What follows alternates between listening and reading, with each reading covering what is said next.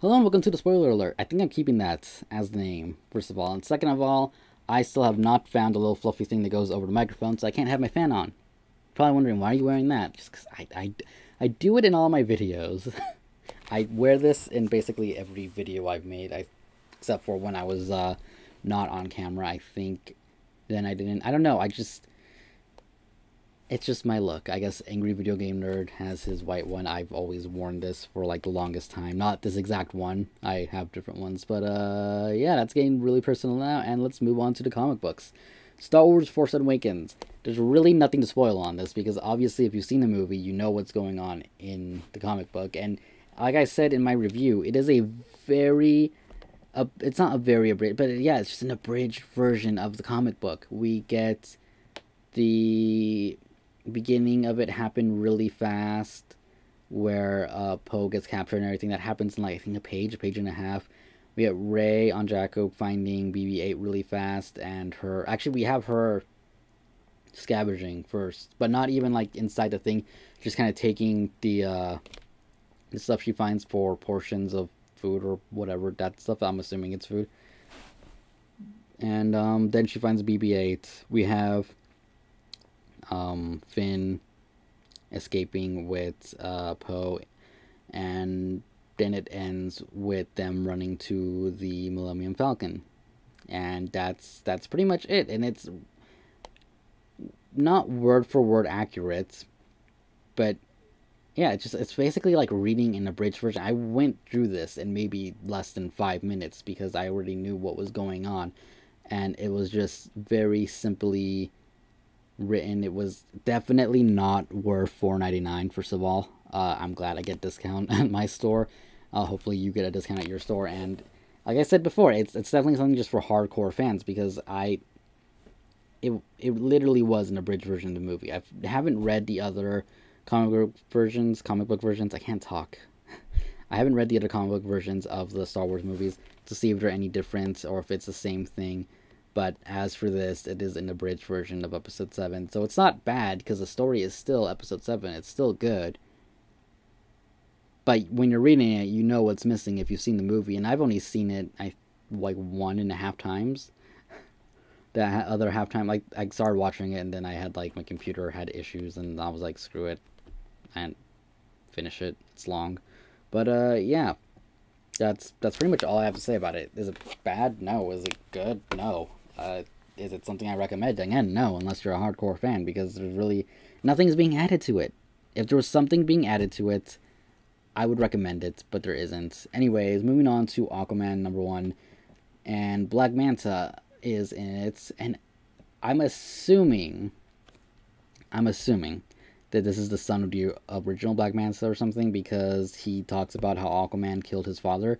And I haven't read New 52 Aquaman. I want to. I just haven't gone around to it. I need to, pick that up eventually.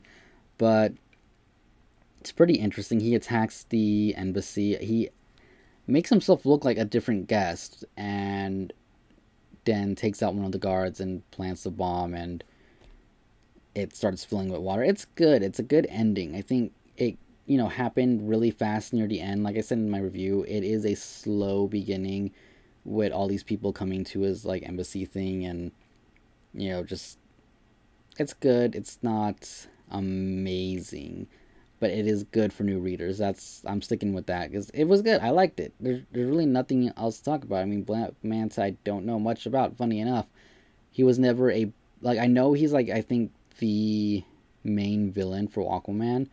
And in Young Justice Season 2, he's definitely a main villain, but I haven't finished that season yet.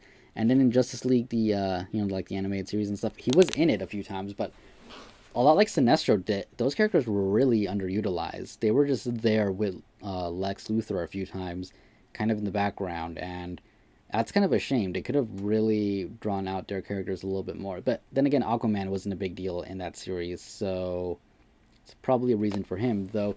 Sinestro, I mean, come on, he was a big deal in Green Lantern, but Green Lantern, what I'm saying is Green Lantern was a big deal, but he wasn't, even though he is more of Hal Jordan's enemy, still, he could have been there, and yeah, I don't know. Anyways, Wonder Woman #1, the art is good, like I said, it's just, It's not a it's not a great issue. The more I think about it, it's not the greatest issue because you're sitting here the whole time wondering, okay, well, first of all, especially if you're a new reader to Wonder Woman, I'm not, but if you are, you're kind of like, okay, Steve Trevor, if you know who he is, the person who found Themyscira and found, brought Wonder Woman over, and they, blah, blah, blah, and she doesn't like him, and they haven't talked in a while, that's established here, which is kind of weird because that means how long has it been since the end of the Justice League from New 52? I forgot what the event was called.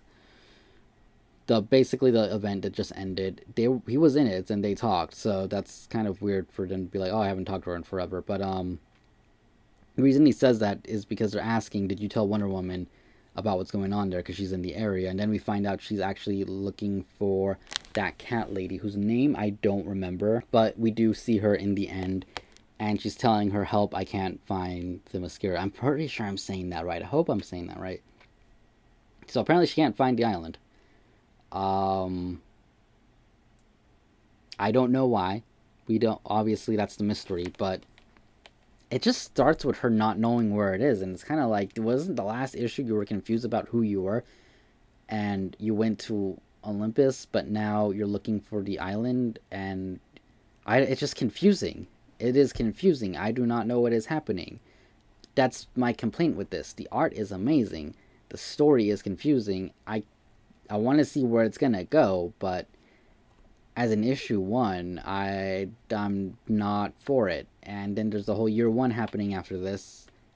If that goes on after Rebirth, then that should have been issue one. I don't know. Watch my review for more detail. There's really not much else to say about it. There's only one issue left. It is hot.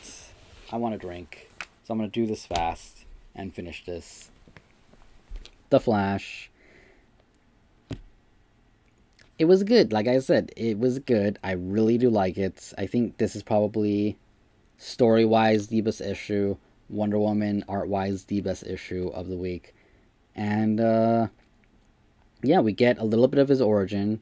We get a mention of the Rebirth storyline. We get a kind of cliffhanger ending. Basically, his friend August, it looks like he was about to be killed, but then he didn't, and he looks like he's a metahuman now. And they say I feel like this line is overused. What is happening to me? They say it in the Flash show actually twice, I think. They say it in that Wolverine movie where he's losing his powers. I think is it the Wolverine? I don't remember, but it's like one of the most overused lines, and it kind of bugs me that it gets used so much, because it's used on a lot of things. What's happening to me? What the hell's happening to me? Whatever. And they're like, when they're looking at themselves and stuff, it's just a very overused line. Other than that, it's like the show. It really is. It begins with, my name's Barry Allen, and I'm the fastest man alive. And I think that's cool, because most of your new readers for Flash will probably be from watching the show. And since they're making it a little bit more like a show, not to say that the other series wasn't, I haven't read it, but this is a lot like the show, and it's good. I think that's a good strategy to go with, because like I said, that's where you're gonna be getting most of your new readers, and it's gonna be a little bit familiar to them. It's different enough to distinguish them, so it's not him working out of Star Labs and all that stuff, but he's still the Flash. Iris is there, Wally West is in it, and I'm talking about the new 52 Wally West, who I don't know if he has powers yet or not. I think he does. I'm not even sure. I think the only reason I think he does is because I think in Rebirth, pre-52 Wally West mentioned that he does, but I'm not even sure. But yeah, it was a good issue. The ending definitely was good. This guy right here, who I think is the bad guy, for a little bit I thought, is he the guy at the end? Is he going to be August? But no, it can't be unless he's time traveling, I guess. It's possible, but I doubt it's going to be him. So we'll see where that's going. Otherwise, the cover, I guess, is misleading, because we don't have Kid Flash here as Wally West. Captain Cold, seriously, the only scene we get with someone who looks like him, they're on the ground for like one little thing. They're getting arrested, basically. And this guy isn't even in it. We just see someone who might be him, but I don't know if it's going to be him. We'll see where it goes. But that is a spoiler alert for this week. There's really nothing else for me to add. I was going to get something from Image, but my comic book did not my comic book store didn't get it in, so I didn't get it. I think it's called The Wolf or something like that. I don't know. But yeah.